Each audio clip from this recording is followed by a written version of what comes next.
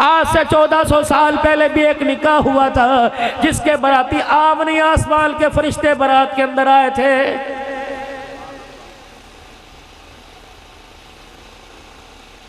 आज से पहले मेरे अजीजों निकाह हुआ था जिस दुल्हन की डोली उठाने के लिए आसमान से फरिश्तों का नुज़ूल हो गया था। ये कौन है? सैयदा फातिमातुज़ ज़हरा रज़ी अल्लाह तआला अन्हा। अल्लाहु अकबर। जब रुखसती का वक्त आया, इधर से नारा हैदरी का ऐलान हो रहा था, आओ तुम्हें अली का घर दिखाओ। तुमने अली को अफसानों में सुना, तुमने अली को मेरे अजीजों ख्वाबों में सुना, तुमने अली को नातों में सुना, तुमने अली को तकरीरों में सुना। 7-8 दिसंबर को नहीं बल्कि 14-15 दिसंबर पिछले साल में अली के मकान में 4 घंटे बैठ के आया हूं। 4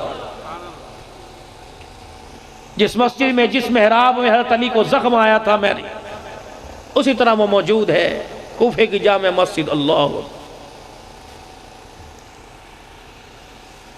यहां से लेकर यहां तक चौड़ाई होगी मकान की 6 कमरे थे अली के मकान में। उम्मुल बनीन का 1 कमरा, हजरत अब्बास बेटे का 1 कमरा, हसन हुसैन का 1 कमरा, रुकैया अम्मा का 1 कमरा, हजरत ज़ैनब उम्मे कुलसूम का 1 कमरा। ये कमरे बने हुए थे।